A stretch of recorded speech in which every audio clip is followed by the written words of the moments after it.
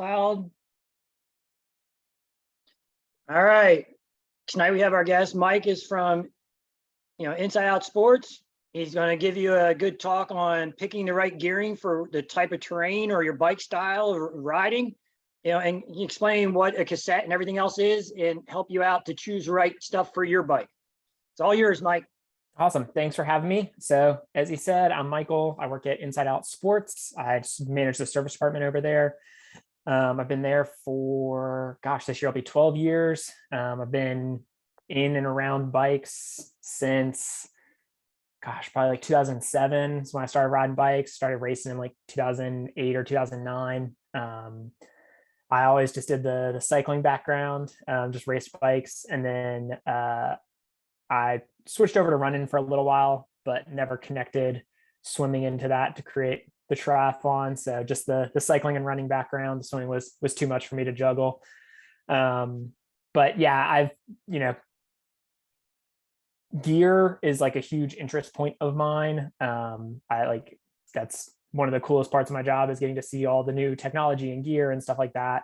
But I would say over the last, when I was riding, it was much more driven by like what feels good, like tire selection, what feels good, like, gearing, what feels good, all that kind of stuff. But over the last few years, I think there's been a bigger push for people to make those decisions driven by data instead.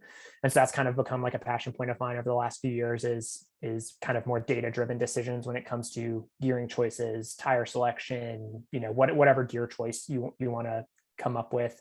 So a lot of what we'll talk about will be driven by that kind of stuff. So when it comes to our drivetrain, there's kind of two components, two pieces of that we can change out to kind of affect how hard or easy our gears are. So we've got our front gears, which is our chain rings that are connected to your crank. Those are the larger pieces of the whole drivetrain. So you have in a 2x drivetrain, you have a big ring and a little ring. Now you're starting to see more 1x drivetrains. That's like coming more popular. And so then you kind of usually have a gear somewhere in between what a standard would be for either the big ring or the little ring. And then we also at the back have our set of gears, which are called the cassette. And that's the other piece that we can change out to kind of affect how hard or easy gears are. I would say, for everyone's like functional purposes, the biggest determinant of the gearing choice that we go with between races is going to be budget. Like budgetary constraints are going to mostly drive this. After that, it's compatibility issues. And then it's kind of personal preference within that. So, if you don't have a huge budget to spend, then buying a new crank that has different gearing is probably not going to be on the table, because with that, you're looking at, easily hundreds of dollars. And so then maybe we're looking at just doing the cassette to get you some easier gears, that kind of thing. So really that, like I said, is kind of one of the big driving factors, because if we want to completely swap out the drivetrain, that can become like a costly venture pretty quickly.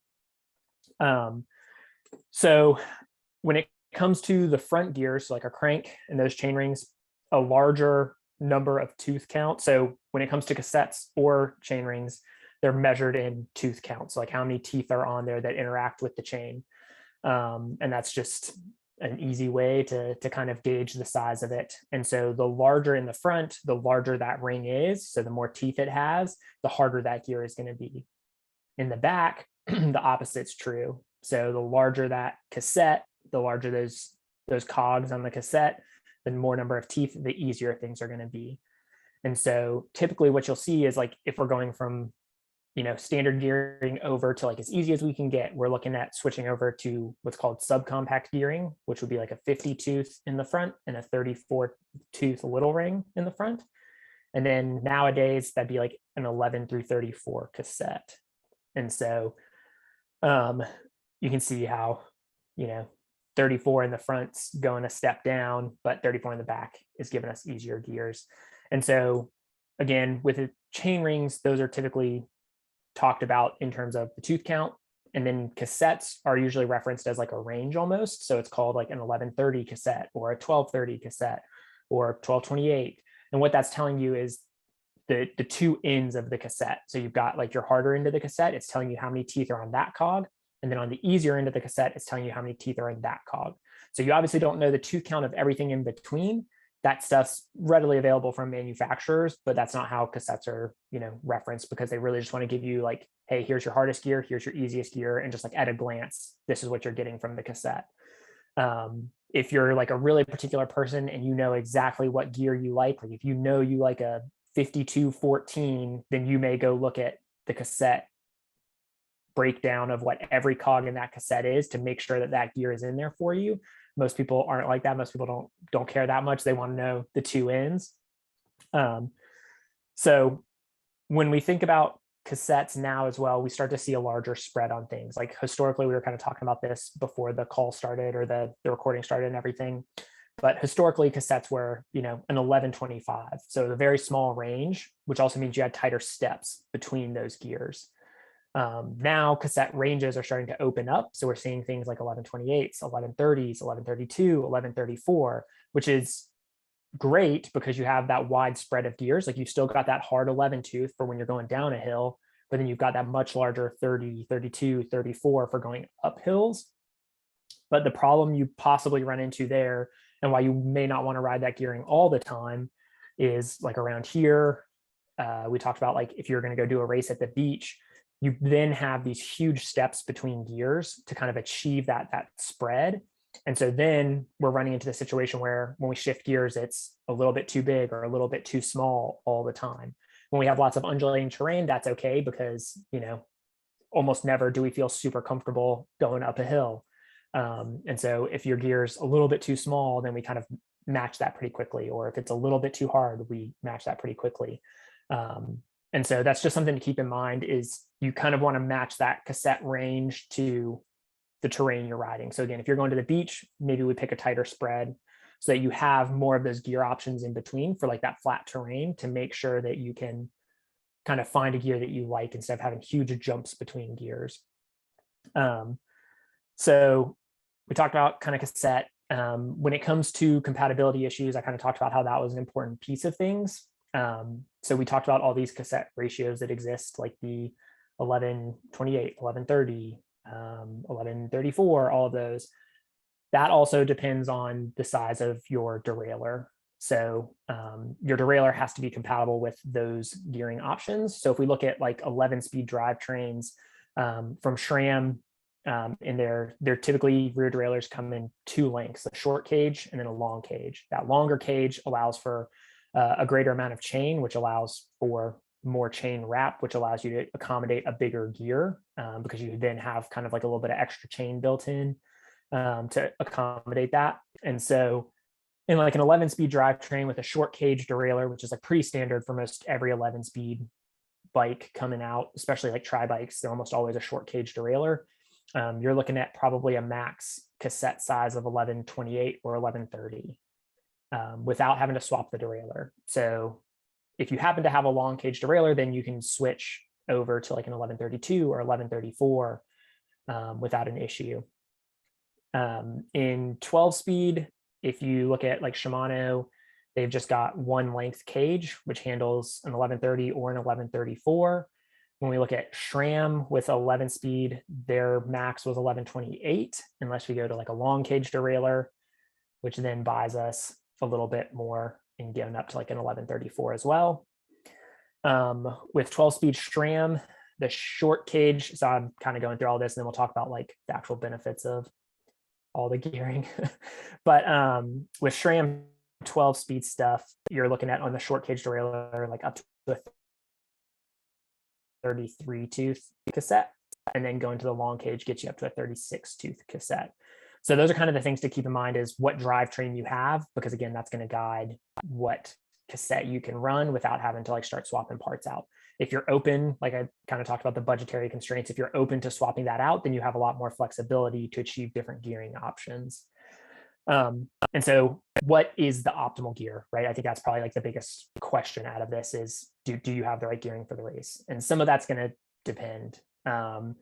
So if you're, a slower cadence, higher torque rider, then, you possibly have a higher tolerance for a little bit larger gear, like a less than, tiny gear, if you will.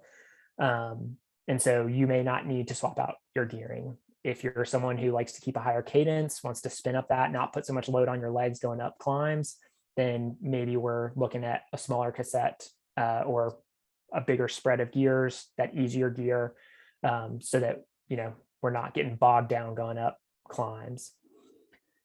The other piece to kind of think about, I would arguably call this like a secondary or tertiary concern, would be drivetrain efficiency losses. So smaller teeth, like when it comes to the front. So we talked about you can swap chain rings. So pretty standard for bikes is like a 5236 nowadays for especially tri bikes. We see a lot of tri bikes coming with 5236 or a 5339, but typically 5236.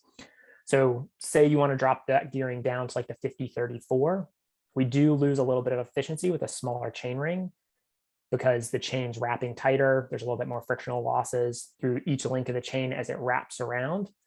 And so ideally, in an ideal world, we keep the chain rings in front a little bit larger, run the cassette a little bit larger within reason. So if you're already in an 1130 in the rear, but don't want to swap out your derailleur and just want to swap out your chain rings, then maybe that's what we have to do just to get you that right gearing. I would also say the gearing, like I said, is driven by personal preference and kind of your needs. And so kind of knowing how you feel on climbs, like if you go around like the Cary area and go do like Lystra or something like that, that's like a pretty steep climb. It's a little bit longer than most of the climbs around. Like if you don't have the gearing for that, then for something like the race that you guys are training for, maybe we want to look at getting some of that other gearing, like a easier gear to be able to get up that climb a little bit easier, especially because it's a longer climb, especially compared to like any of the climbs around here are not going to be miles long. So yeah, I mean, I think that's probably the short end of it. So what questions are there? Like hopefully someone has like specific questions to make it a little bit more actionable, I guess. So Michael, as I understand it, it's all really proportions, right? So Yep.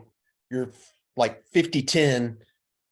By the time this goes one time around, this one's going to go 5 times around, right? Because the 50-10, the relationship is a 5. Mm-hmm. And so the other thing that gets complicated about it, as I understand it, is that a lot of times your proportions, since it's all ratios, your ratios sometimes between the 50 and say the 30 or 25 might be the same as your 36 and your 18. Mm-hmm. So it's the same gear, but it's a small chain ring up front and a little bit smaller in the back, and it's a big chain ring up front and a bigger chain ring in the back. Yep.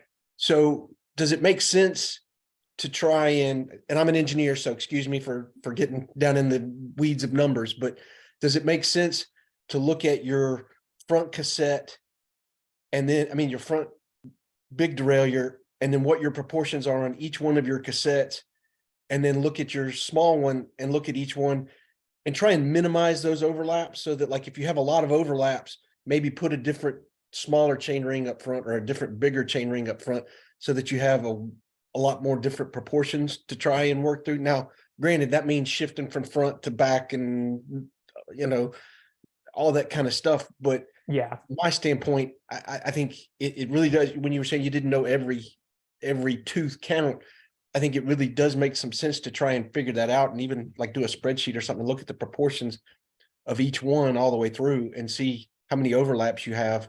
And also to get it in your head that it's like, okay, I can drop one on the cassette here, but then my next one would be to go up 2 on my cassette and down on the front. And then the next one would be to go back up to the front. And like I said, gets really complicated. And most people don't even want to have to go through that. But as I understand those proportions, that's how that works. And on some of the races that I've done, like in the mountains where there are bigger and longer ones, I have done that. Like, all right, drop one here, and then the next one I'm going to go up to and drop this one here, and then and it's worked out reasonably well. But climbing is not my thing. I'm in Greenville, so I'm even further east, and my cassette on my bike is a 1125 or 1124 even, I think is what you were saying. And one of the nice things about that out here is, depending on how windy of a day it is or whatever, you've got those really tight things that you can still find a comfortable and keep that cadence, for me, like 85 to 87 kind of range. Yeah, But you're absolutely. right. I mean, those are great points. And there's actually, like, to your point, instead of having to do a spreadsheet, there's actually some really good handy calculators out there. Like Sheldon Brown has one on his website. So you can do it two ways. You can do it as gear inches, which basically boils down the proportion between the two gears, or you can do it as gear ratios, which is what you were talking about, which is the ratio between the front and the rear. So yeah, I mean, that's like a handy thing if you kind of want to take that analysis up to the next level, is you can plug in, your cassette ratio, and Sheldon Brown's calculator actually allows you to customize every single gear along the way. So you can pick like an 1130 cassette, but then you can customize those gears if yours is different from the tooth count that comes up. Again, like SRAM and Shimano both publish that information for their cassettes.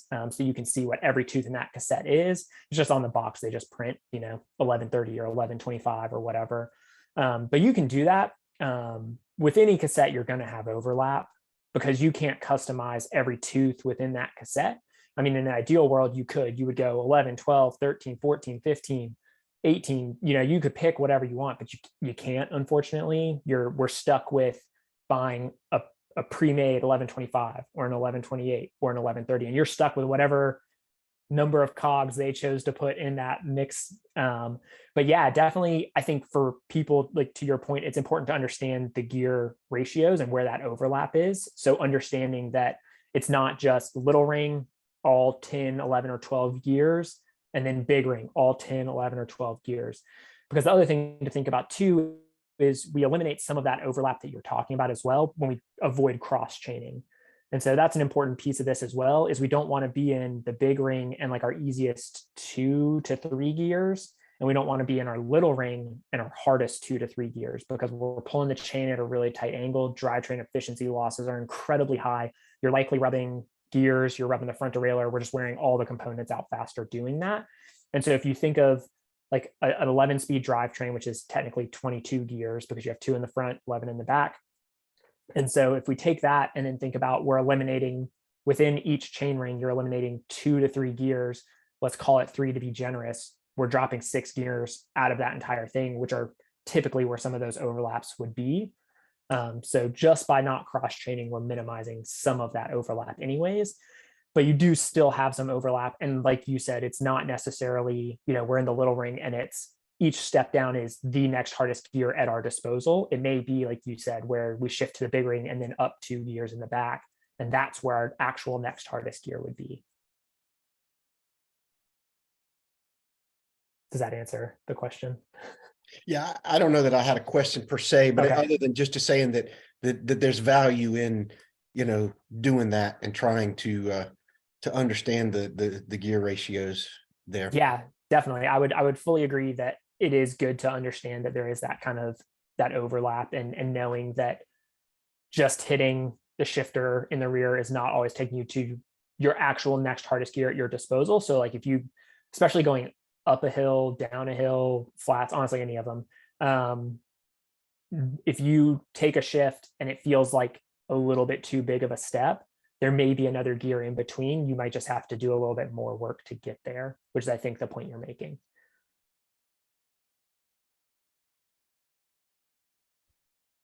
I have a question for you. Mhm. Especially, with some of the smaller bikes and different style riders, you talked about the front chain rings and stuff.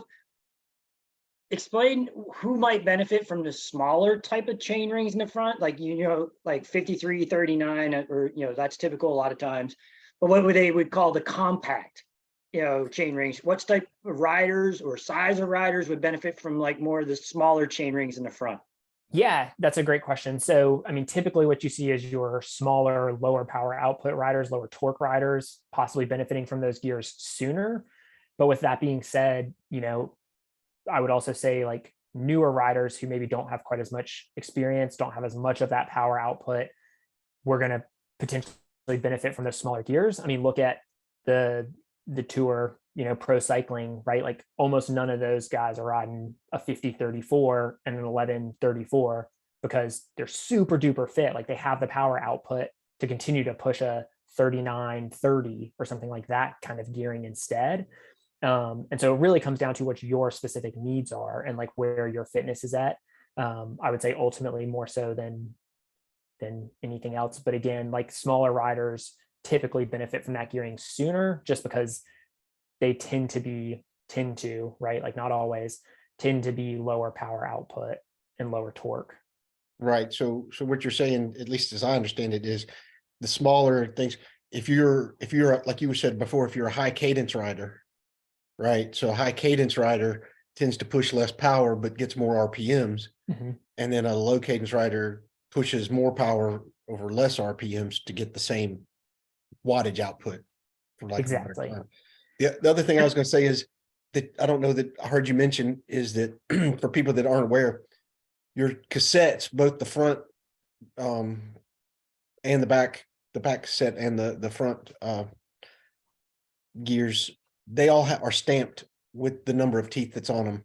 They've got a metal stamp on them. It's not like a sticker or anything like that that wears off. Yeah. So if you are curious, you can look at your cassette and you can turn it and you can see every cog. It'll tell you it's, it'll start with 11 and like you said, go to 13, then 14, then 15, then 18, then 19, 22, and 24 or whatever, and it'll be right on there. And they don't all line up, so you kind of have to spin it and Mhm. look for them. But the size of those things is stamped on the metal of the gears. Yeah. We have a good question from Jinsey in chat. What are we considering as a low power output or lower torque rider? Yeah, I saw that question pop up in the chat. That's a good question. I would say there's not really like a threshold on it, right? It's not like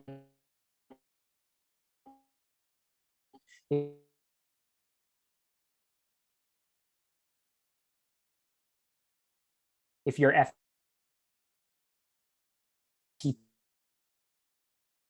is 350, then that's a very different story. You can tolerate a larger gear going up those climbs because you have the power output to support a higher intensity going up. Have firm rules over, here's your FTP, here's the gearing, or here's the torque value. But it's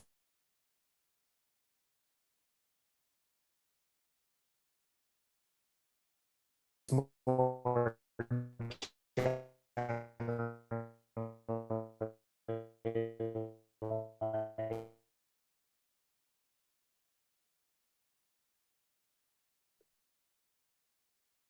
Did everybody catch that? I think I froze for a second.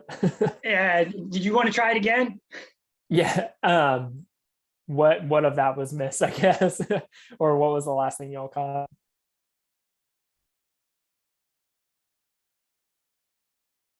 I think the big thing is they just kind of want to know what's really the difference between somebody I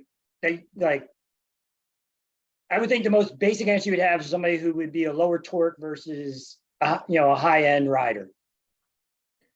Yeah. So, I mean, to your point, like there's not firm values on the power output and torque values and what gearing will benefit you. It really does boil down to kind of experimenting a little bit. So training camp up in the mountains, doing the climb is a good chance to kind of test that out. I would say the other thing is kind of the mental side of things plays a huge role as well. And so if you haven't ridden in the mountains, aren't sure what gearing you can take, like, I mean, call up your local shop, come to Inside Out, we'll talk to you about it. But making easy swaps, like just swap into the easiest cassette you can put on there without having to invest a ton of money changing the derailleur or chain rings. So like minimizing your cost input and effort input, and getting you on like kind of the easiest gearing you can, so you have that to test when you go ride in the mountains, do local climbs, test it out. And then if you find that that's still inadequate, then we kind of start to talk about like other costs involved to kind of get that even easier gearing that you may want. Yeah, you're just swapping your cassette is going to be your cheapest way to get into easier gearing. After that, it's going to be swapping your chain rings. After that, depending on what your chain rings are now and what your crank is, it may require you to purchase a whole new crank. So after the cassette, I guess really your next cheapest option is a new derailleur and a new cassette if you have like the short cage derailleur that we talked about. So, going to a mid cage that accommodates a larger gear in the back, and that cassette is then kind of that next step. And then the crank or chain rings is kind of the next step above that to kind of get us into that easier gearing. So that's kind of like the progression that I typically recommend, so that we're not just like needlessly laying out money, if you will. Hey, and Marty, your question, or the question that came in over the chat, was it related to when we were saying like high power versus high RPM? Because to me, the kind of basic answer on that is, I think what people consider normal is between like 85 and 95 RPM. And if you're on the lower end of that, 82, 83, 84, 85, you're probably more of a power rider than a cadence rider. And if you're 96, 97, you're more of a cadence rider than you are a power rider. And that 90 is the magic number that everybody kind of shoots for, of trying to hold your cadence at 90. But for the whole ride, there's people out there that ride at 90 and 100 cadence, just relaxed for the whole time. Yeah. Yes, I ride about That's 100. abnormal. There's something wrong with you. I ride about 100 the whole time. yeah, Yeah. I'm about 85, 87 No, for my that's average for a whole life. I will crank out 100 Not RPMs human. up a hill as far as I can. Yeah. And I get made fun of because the I'm same sitting way. there spinning up the hill, and everybody else is like, "What are you doing?" wow. Yeah. I And can that's do where it the for like personal- 1 minute. That's where the personal preference comes in, right? Like, I definitely know some like very experienced fast riders in the area that, they're like max cadence that you ever see them hit is like 70 RPM. Like they look like they're moving in slow motion, but they're just turning a big gear. And that was like, if you go back to the drug era, not that there's never been a drug era of the Tour de France, but when you look at the two biggest rivals through the 90s, Jan Ullrich grinding it out, and Lance was pedaling away at 100. Yeah. And they were probably just as good as each other. Yeah. I just think Lance had a better drug system than Jan. Yeah. What else? What other questions? So for me, if I'm not a high cadence rider, that I don't feel like I'm a power rider either. Does that just mean I should not ride? No. Like No. my So FTP supposedly is like 139 or something. Is that because the whole thing bleeped out with my question about like Gotcha. a power rider? yeah. So I mean, even if you're a low cadence rider, if your power output, your FTP, the targeted power output for the race is a little bit lower comparatively to like the gear that you like. We kind of talked in different, like if you think of this as like a Punnett square, if you will, like from genetics, right? Like we were talking like 2 quadrants, but you're bringing up those other 2 quadrants that we just didn't address, like low cadence and a little bit lower power, right? We're not talking about an FTP of like 350 or something like that. And so I'm not trying to criticize your FTP or anything like that. So please don't take it that way. But if you're a lower cadence rider, then you're still going to probably want those lower gears. You're just going to turn those lower gears at a slower cadence. So, and I'm not going to get into the whole how much do you weigh thing and all, but that really is part of it, Genzi, is if you look at what your wattage per your weight in kilograms, that's your watts per kilogram, because someone who weighs 130 pounds and is only doing 135 watts is flying down the road, and I might be doing 250 watts, but weigh, 100 kilograms. And so I'm not going that fast down the road. And it's, that I think you were doing the Zwift stuff, and that'll give you that watts per kilogram in there with you if you put your weight in there accurately in your riding. And that's it changes like a lot, I guess, because my wattage is changing if I'm going up or down, but it goes anywhere from like 1.6 to like 2 point maybe 1 if I'm lucky.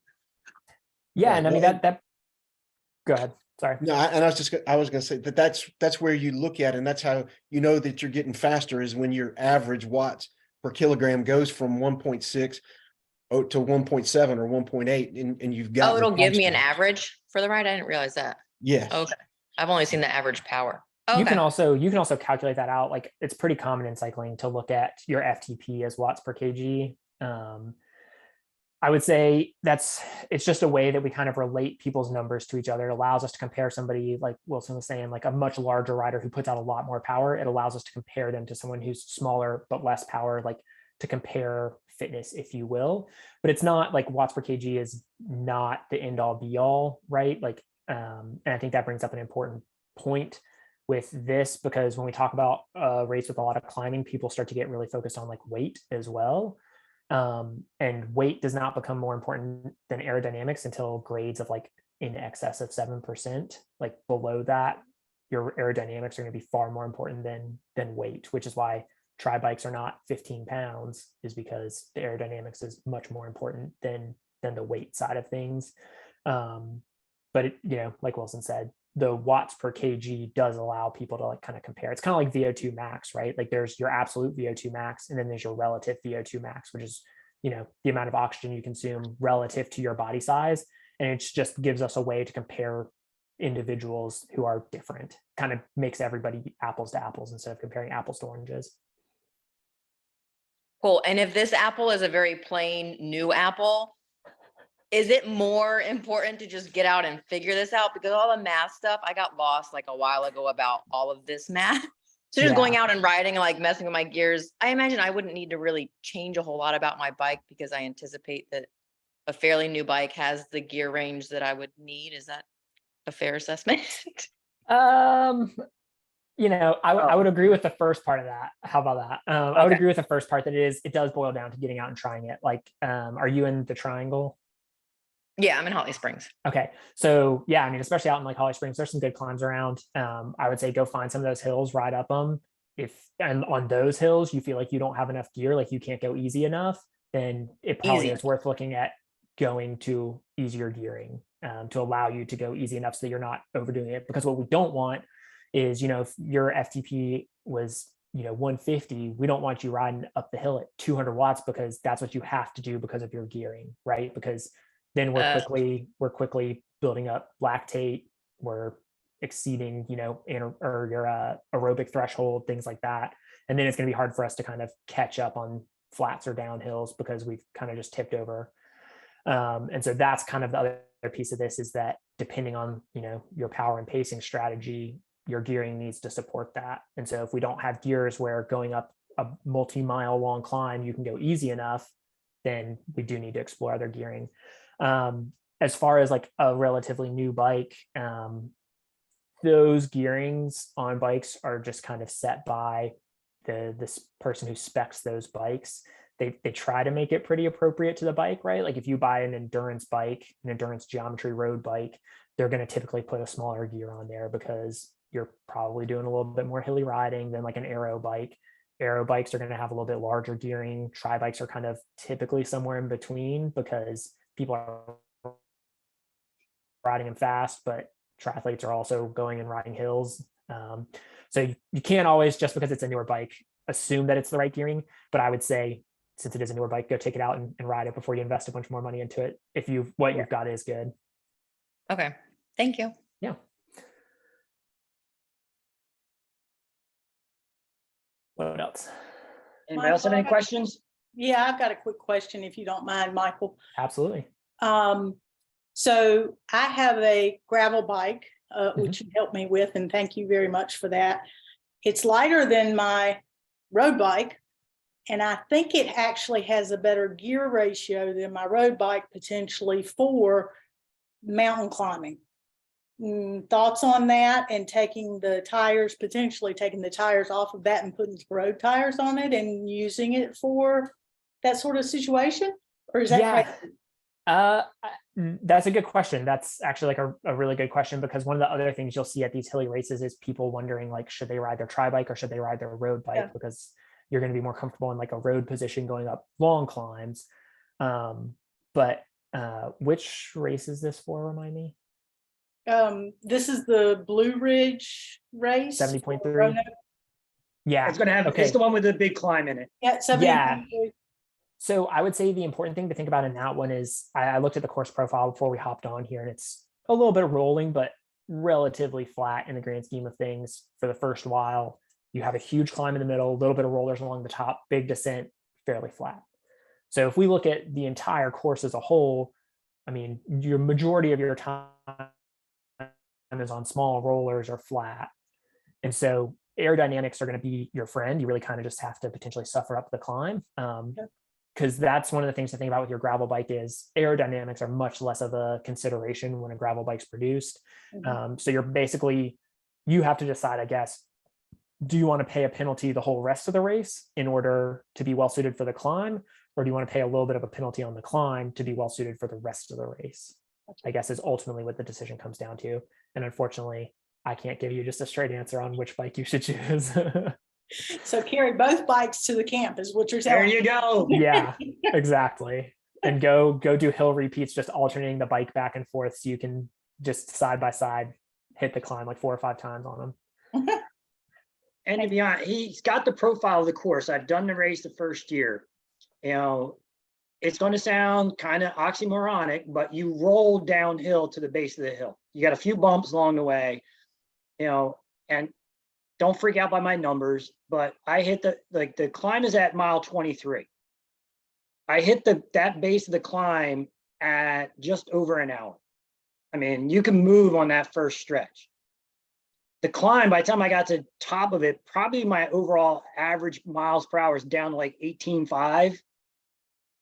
But by the time you do the descent and get back into town, my overall average was 20.6. So you are flying back into town. Yeah. So it does come down to, okay, where do I want to suffer the most? Yeah. And we want to set ourselves up like, and that's where like maybe the cassette swap is like the easiest thing. Like if your gearing doesn't really support that climb right now, maybe you just swap the cassette, you gut it out a little bit up the climb, but then you're just like crushing it the rest of the time. So I would say, you know, how long is the climb miles wise? Like we're talking a couple of miles. 3.5. And then there's a little bit like overall, you're probably climbing for 5 miles. Okay. So, I mean, as a percentage of the whole race, right? It's kind of like I said, do you want to suffer for more for 5 miles or do you want to kind of be at a disadvantage for, you know, the other 50 miles?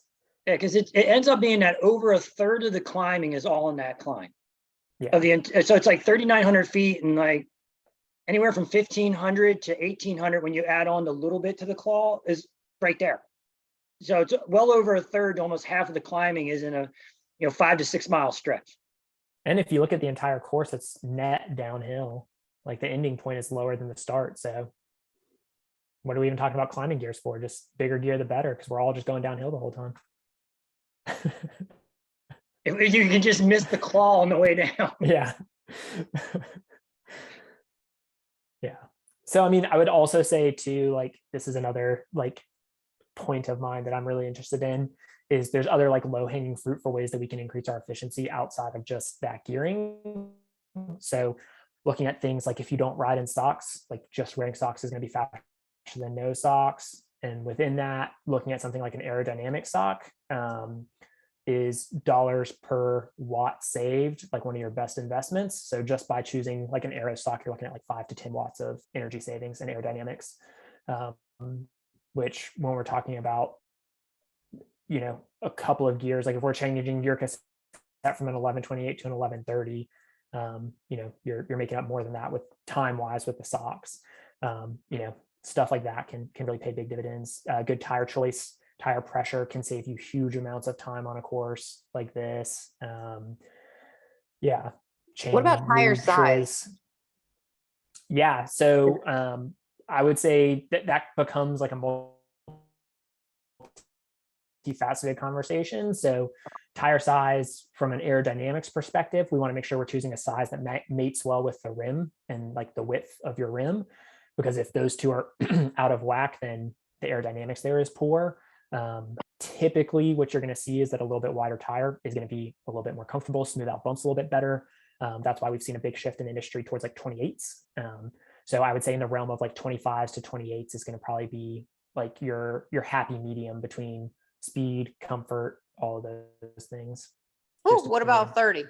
Is that a thing? Because that's what I think is on my bike. Yeah, 30s are especially on like road bikes, things like that. Right like, bike? Yeah, 30s. I mean, if that's what you've got and you don't want to spend, $200 for new tires, then yeah, rock them. I mean, we're talking about pretty small differences between like a 28 and a 30 in terms of like rolling resistance losses, probably. Yeah, I like my 23s. They need to go back to the day when we had our 20s. Well, I mean, what we're finding is from a rolling resistance perspective, those 25s and 28s are faster than the 23s, because what we see is like when you look at a 23, it's a narrower tire, so we have a longer contact patch.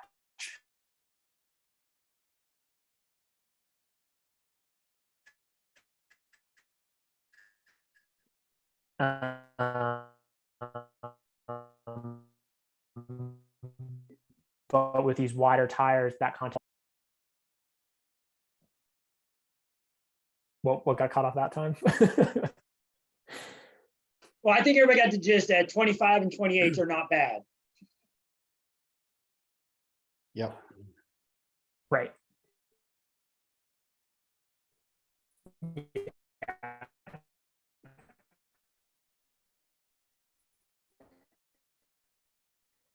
And then depending on tire, it just, so, we're talking about a race, right? By switching from like a traditional training tire, like, talking about something like a Vittorio Rubino or Continental Ultra Sport or something like that. I mean, switching to a race tire, like a GP 5000,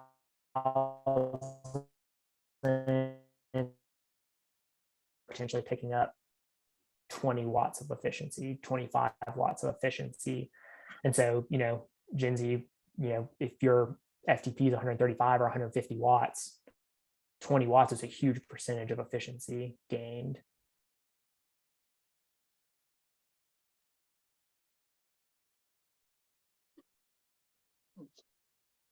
Does anybody else have any questions? This will be recorded, right? Because I missed a couple of these because I think my internet or something. So I heard my name, but then I don't know what was said before it. Oh, yeah, it's being recorded. Okay, cool. Yeah, I was talking about tire selection. So, if we're looking at moving from like a traditional training tire to like a race tire, right? You're gonna have to outlay some money for that kind of swap. But if we you're can looking stop at that there. I'm kind not of putting out swap, any more money. yeah. But I mean, I'm done. the point being, you can save a lot of efficiency and make up a bunch of time, speed with a lot of factors on your bike you can get a little creative and, compared to buying the new Mac Daddy Ultra bike, like whatever, buying a P5 or, QR, VPR or whatever, like super bike is out there, you can far exceed the benefits that will get you by swapping tires and See, putting I on needed this. socks. I needed this talk before because I just went and bought this pretty new bike, and now apparently I didn't need to. I could have just jazzed up my old. The other big thing about like swapping bikes, right? Oh, my internet is a mess. If you are on a road, I think it's his internet, Jinsey. I think it is. California, Yeah. you bought a tri bike. Oh, okay. There's a oh my gosh. All right. So weird. Well, anyways, it's not gearing, so it doesn't matter.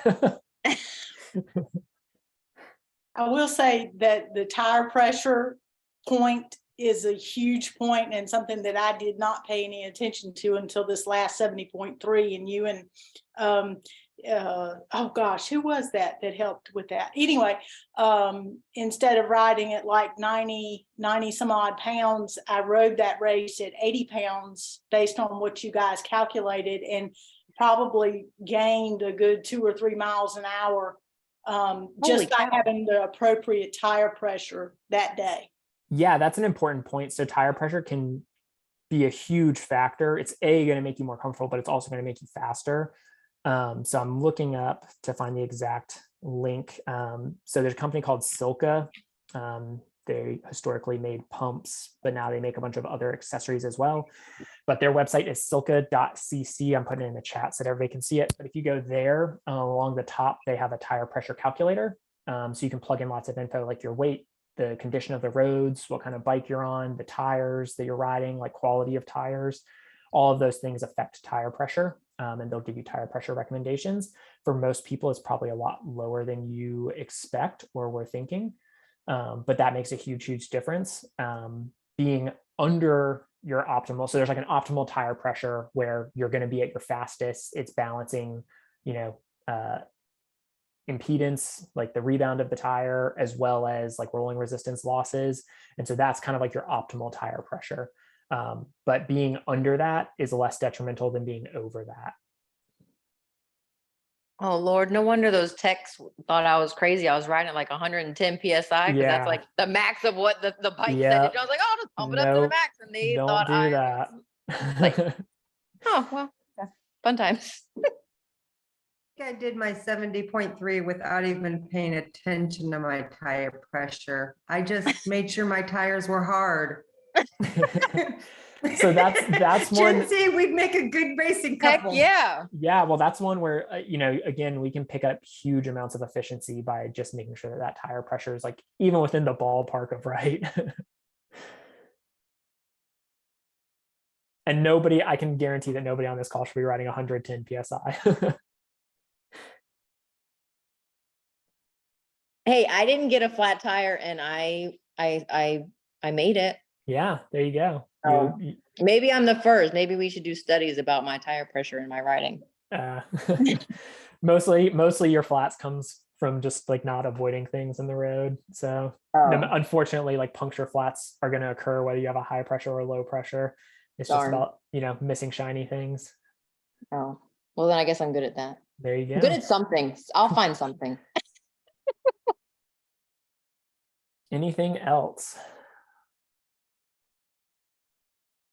I know this drifted off of gearing a little bit. They were good questions though, and good answers. But I don't think we have any more questions. Thanks, Mike, for doing this. Thank I think you. we got a lot of good information.